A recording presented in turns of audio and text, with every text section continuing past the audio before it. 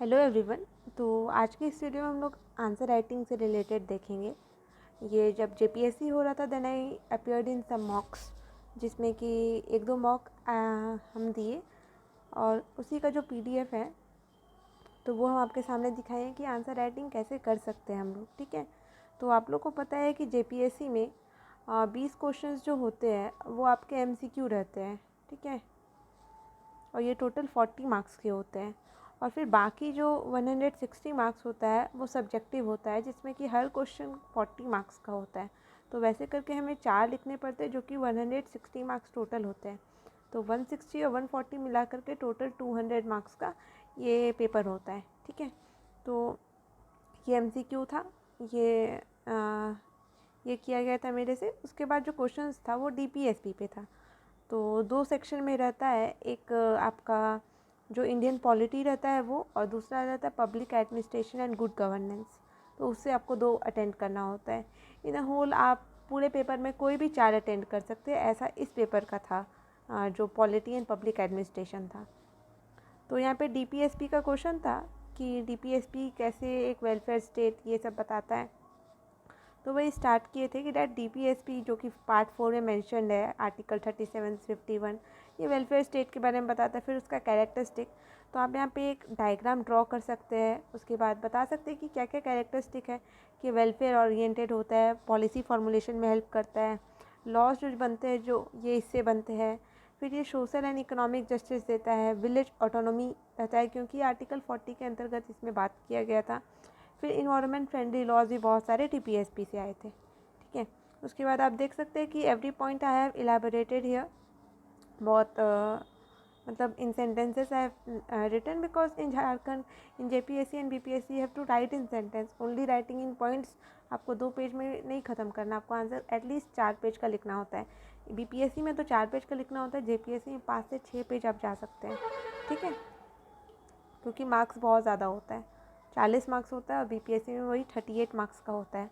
और बीपीएससी में हमें 3 घंटे में 8 क्वेश्चंस बनाने होते हैं, और जेपीएससी में क्या होता है कि 3 घंटे में हमें 4 क्वेश्चन से लिखने होते हैं। तो फिर टाइम बहुत ज़्यादा रहता है इसमें, आप और अच्छे से लिख सकते हैं।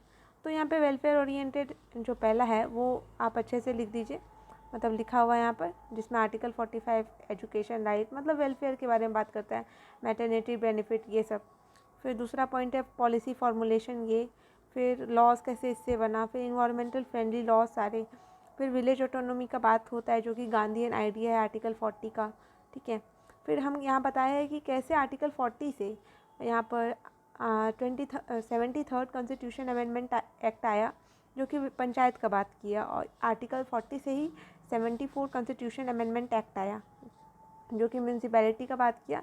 इसका मेंशन स्केड्यूल 11 में, तो इसका मेंशन स्केड्यूल 12 में। फिर सोशल इकोनॉमिक जस्टिस का बात करता है, ये फ्री लीगल एड देता है। ठीक है, सबको देता है, अपना हक देता है कि आप लोग कीजिए।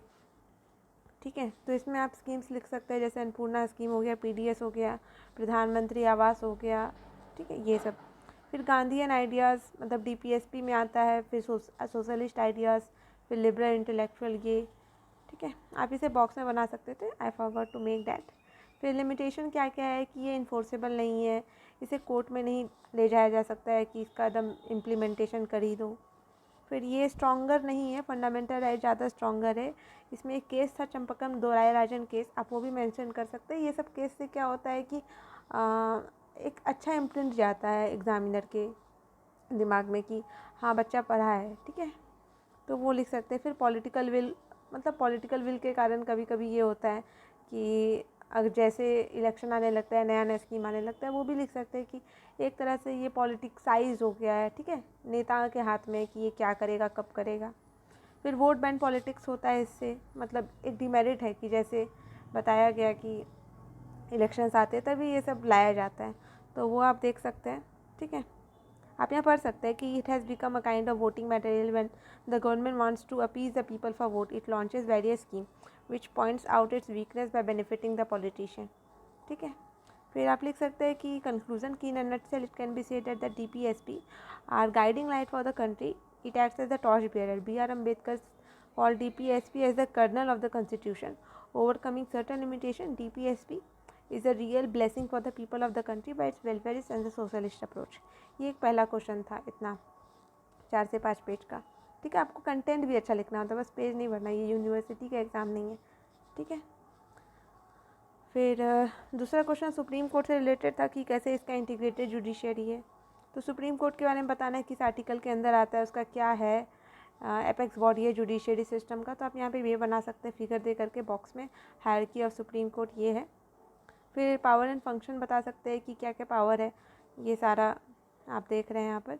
फिर ओरिजिनल जुरिडिक्शन के बारे में बता सकते हैं कि डायरेक्ट फंडामेंटल राइट अगर आपका इन्फ्रिंज हो रहा है तो आप डायरेक्ट सुप्रीम कोर्ट को के दरवाजे पे जा कर के आप अपना अधिकार ले सकते हैं। फिर फिर अपीलेट जुरिडिक्शन होता है जबकि हाई कोर्ट से केस को पहुंचाया जाता है सुप्रीम कोर्ट। ठीक है, एडवाइजरी जुरिडिक्शन होता है जो प्रेसिडेंट ऑफ इंडिया आर्टिकल 143 के अंतर्गत लेता है। कोर्ट ऑफ रिकॉर्ड रहता है कि जो सुप्रीम कोर्ट है, अगर आने वाला केस वैसा कोई केस है जो पुराने में मतलब हो चुका है, तो उसका रेफरेंस ले करके सुप्रीम कोर्ट अपना जवाब देता है। ठीक है, रिट जुरिडिक्शन होता है जो आर्टिकल 32 के अंदर आता है। ठीक है, ये भी है। जुडिशियल रिव्यू मिलता है सुप्रीम कोर्ट को, और कि अगर कोई भी मतलब पार्लियामेंट ऐसा कोई भी लॉ पास किया है जो कि फंडामेंटल राइट को ख़राब कर रहा है, तो उसमें जुडिशरी एक्शन ले सकता है। ठीक है, ये फिर जुडिशियल एक्टिविज्म ऑफ PIL होता है, ये भी आप बता सकते हैं। फिर ब्रीचिंग पावर्स भी है। ठीक है, फिर नेक्स्ट मतलब यहाँ पे है Supreme Court as a protector of the constitution. तो ये कैसे है, तो उसके पास सुप्रीम अथॉरिटी है कॉन्स्टिट्यूशन को प्रोटेक्ट और प्रिजर्व करने का।